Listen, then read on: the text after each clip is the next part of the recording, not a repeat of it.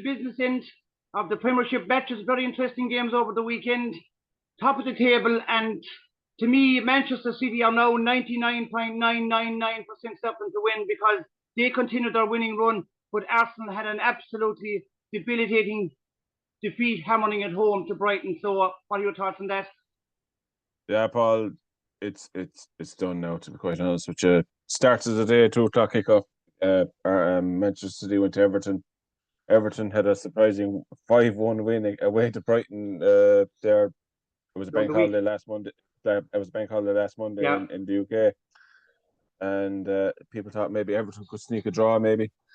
But once Manchester City went ahead, Ilkay Gundogan scored a fantastic goal in the first half, and then Haaland doubled it before half time, and then the free kick from Gundogan again. So two from Gundogan, two from Ilkay Gundogan, and one from Haaland again. He's just fantastic.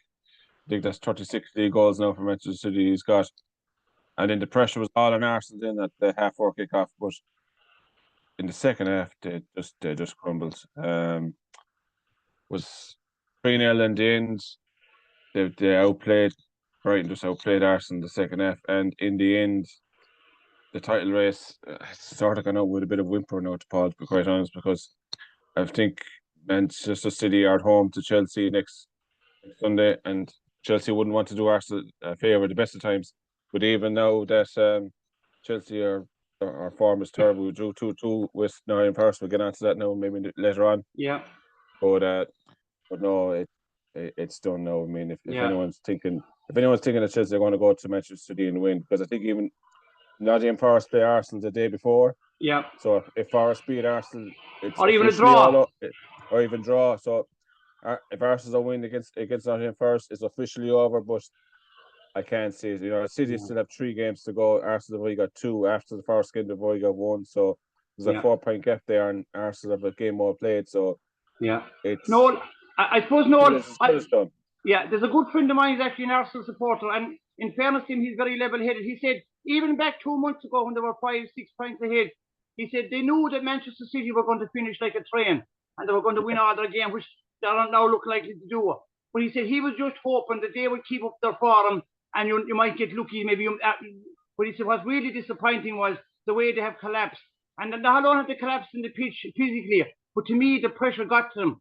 He just couldn't handle it. So he's very disappointed about that. So he said it leaves a bit of a sour taste in the mouth, even though it was a great season for Arsenal. But looking forward to next season, if I'm the manager or the staff or the owners, I'll be looking at some of these players now thinking, yes, a great season, but the way they fell apart in the last month or 6 weeks. So just what's your thoughts on that?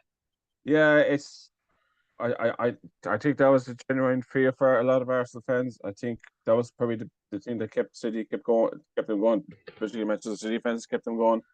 Because Manchester City, they were not fantastic up until about late February, early March. Manchester City, they were just, as I say, tipping away. But the 3 results that cost Arsenal was the 2-2 draw against Liverpool, the 2-2 draw against West Ham, and the 3-3 draw with Southampton. Yeah. In the both away games against West Ham and Liverpool, they were 2-0 up. You could forgive them maybe for the Liverpool result because Arsenal have a terrible record in Anfield, and Liverpool in the end could have won the game if Canate hadn't fallen over the ball. But the West Ham results, it killed the confidence, it killed the momentum completely because they were 2-0 up, coasting, sloppy ball. I think Partey at the edge of the box. Gabriel brought a player down. I can't remember who brought. I think it was Jared Bowen. He brought down, and out of nothing, West Ham were back in it. And then Bowen himself gets the goal in the second half, and at the end, Arsenal, who have been out of all competitions, out of the FA Cup, out of the League Cup, out of the European football as well against Sporting Lisbon, they avoid the league to concentrate on. In that game, West Ham looked the more likely winners, and they had a game in their conference the previous Thursday. So it's very disappointing for the Arsenal fan. I totally understand. It's been 19 years since they won the league title in 2004. The Invincibles with Patrick Vieira and great players like that, and Henry and Perez and Bergkamp. But they were winners back then. They were you could say they were men. You could say there was a few young lads, they were boys. Yeah. With a lot of these Arsenal players. Now they can improve and get better. But that was the genuine fear where most people felt for Arsenal was, can they handle the pressure with the inexperience a lot of these players have. Arsenal as a club, really, other than maybe the end of Wenger's golden years, you could say from 2006 Champions League final, when you got them there, they haven't really been near a league title. Certainly not this close, for a long time. You have to go back to George Graham back in the late 80s. Yeah, that's to say, other than Wenger. Yeah. And that's to say, like, because the famous 89. I think if Arsenal could have brought it to the last day of the season, who knows what could have happened. But the fact is, they haven't given themselves a chance on the last day of the season, like what Liverpool did last season. Yeah. So, I know we've seen in the past, Man City can crack a little of the pressure. They just fell over the line last season. They were 2-0 down against Liverpool. Looked like they were going to win the title, and Man City scored 3 goals in about 10 minutes and won the title by 1 point. Yeah. So you can get at Manchester City, but you have to say Arsenal. The 2 results that really killed them was the West Ham away at Southampton, and then of course Manchester City hammered them 4-1 the week after. So we have to mention Manchester City. They're 99.99% that have 3 in a row league titles won. The match Manchester United won 3 in a row was there in the 90s. Liverpool won 3 in a row back in the previous decades. I think you have to go back to the 1920s when Huddersfield Town won 3 in a row. I don't know if there's any other one, but in recent times, so now they have matched what Manchester United and what Liverpool, them 2 great teams, did. So the 3 in a row, that's a great achievement. Yes, we know they have the money and have everything, but still, that's a great achievement to keep it going for 3 years in a row. Well, that's what I know. People say they have the money, but Chelsea have the money as well. We spent nearly $500 million in the transfer market this season, and we're 11th. So it's what you do with the money and the manager. You've got to have a manager that's ready to crack the whip with players. We mentioned last week there with Haaland, with Pep. He said when he gave the penalty, the good one, he said you should be taking that penalty. I think he would have read the riot act in the dressing room. Nobody would have obviously seen what he said, and he wouldn't let that out. Yeah. But I would say he would say, lads, cut this out. We've got to leak. Sorry, no, for going back to Alex Ferguson was well known for the hairdryer treatment inside in the dressing room. He would give it to the players, and then maybe 2 minutes later he'd be talking to the media and he'd praise the same player. So privately and what they do publicly, 2 different things. Yeah, I think Pep isn't afraid to criticize players. Obviously not in public. He wouldn't do it in public. Yeah. But he did. I remember there was a goal against Arsenal, and I think I saw the reaction, and he was having a go at the keeper. He for some small little thing that happened in the build up to the goal, he obviously didn't do something that Pep wanted him to do. Yeah. And he called over the keeper, and he absolutely berated him for what? Well, I honestly don't know. But he's a winner. He's obsessed. He's the best man to go for league titles, I find. Now, it will be judged on the Champions League as well. Yeah, absolutely. And the FA Cup. God, he's given one hell of an effort. We'll probably get on to the Champions League semi-final later on. Yeah. But the week from Manchester City, the league pretty much wrapped up. The FA Cup final against Manchester United to look forward to. And who knows, they could be facing probably Inter Milan in the Champions League final if they can get over Real Madrid. Yeah. So he will be relentless now in these next couple of matches to try and win the treble. Yeah. Now we look back. The race of the top 4. Newcastle slightly slipped up. Manchester United had a good win, so they're now level in points and they're level with 3 games to go. Newcastle have a slightly better goal difference. Liverpool are 4 points off them, but they have a game tonight against Leicester. So if Liverpool win that, I know they'll have a game more to play, but they'll be right back on their tail again. So that 4th spot is up for grabs.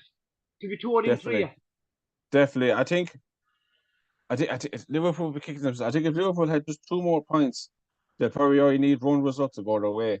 Yeah. The trouble is with Newcastle and Manchester United, they need Newcastle possibly to lose either one of the home games against Brighton and Leicester, because if they win them 2, they're there. Yeah. I think. And Manchester United, I think, have a game against Bournemouth away, a home game against Chelsea, and a home game against Fulham. So you might get 1 result out of that United going Liverpool's way, but you possibly 2. So I think Liverpool says that they're having at least 2 more points because I think Newcastle could be a bit shaky, Paul, to be quite honest with you. I think so. I wasn't impressed at all with their 2-2 draw against Leeds. Leeds United by right of been 2-0 up in the first half. So I think if Newcastle are going to get a result against them, possibly the home game against Brighton that might give Liverpool a bit of a chance, but then they'll have to rely on Chelsea. Other teams seem to going to have to rely on Chelsea. Liverpool probably going to have to rely on Chelsea getting probably a win at Stamford Bridge against Newcastle United, and our form is shocking. Yeah. So, but Liverpool are playing tonight, but their form is very good. Again, as I said, they went on a run. As you said, if they started 2 or 3 games earlier, I think they'd be definitely in the top 4. But look, that's the way it goes. It's over the season of 38 games. But they're a big game tonight. They have to win. They're away to Leicester tonight. Leicester are fighting for their lives. So, big game for Liverpool. So, it'll be a tester for Liverpool tonight away to Leicester. Absolutely, Paul. I mean, Leicester were atrocious last week against Fulham away. I mean, I think they were 4-0 down, and I mean, they looked like a side that had accepted relegation. There was no fight. They turned up the last 20 minutes or so. They got a couple of goals, but the game was well and truly over. You know, Dean Smith has gone in there. Their form hasn't really picked up since Brendan Rodgers has gone. Really, to be quite honest with you, they're on about 30 points. I mean, well, right, they really need at least a draw, because they'll only be a point from safety then, with Everton being on 32. But if Leicester lose tonight, they're in big trouble. So now we talk about Leicester. Look at the relegation. Even though last week I said West Ham were safe, but they lost again, so they're not entirely safe. But they should be far enough ahead with 2 games to go. But they could just get dragged into it. But I suppose Leicester said tonight. Everton, of course, they were never going to beat Man City, but Nottingham Forest and Leeds got draws. Now, I would have been hoping against Chelsea we might have pulled the win, that Chelsea might have beat us up, but unfortunately Chelsea didn't do that, says you. But anyway, we got a draw. But so I think West Ham are slightly concerned, but they should have enough. They'll probably need one more result to be safe, but they should be okay. What do you think? Yeah, Paul, I think West Ham United should be safe enough. I think Leeds are on 31. Leeds will have to win, 2 games just to get level with them. Yeah. And I don't know now with goal difference, but I think West Ham have a better goal difference as well, if I'm not mistaken, minus 14. They have a plus 11 goal difference, but if Leeds win the last 2 games, even if Leeds win under Sam Allardyce, they won't be winning 3 or 4-0, so they're almost safe, you could say. They're almost as good as safe now, to be quite honest, Paul, yeah. So, look, it's from 16th down, and I think, even though you're a bit disappointed, Paul, with the draw, I mean, like the first goal that Forest scored, Mindy, my God. Talk about it was coming for a ball, no hope of getting, and then you went 2-0 down, and fair play, he brought it back to 2-2, and maybe could have won us near the end, but I think that is a good point. Being 1-0 up and then falling 2-1 down, you would have definitely taken the point, Paul. But the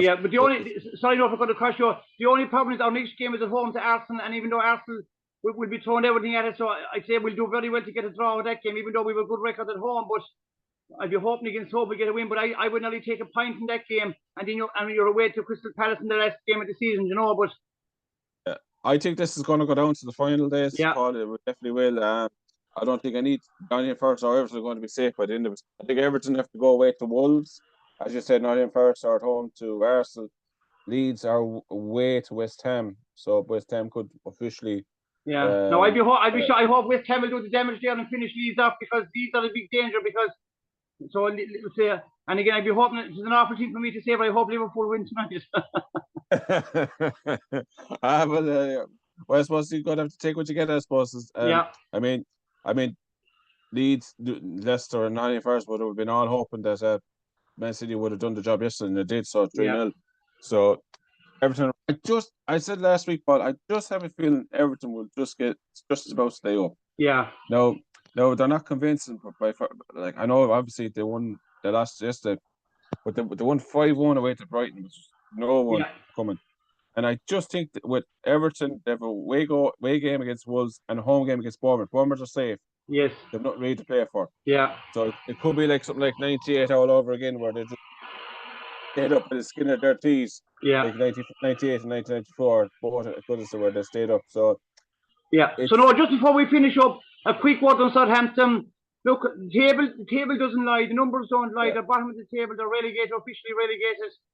Look, I know they're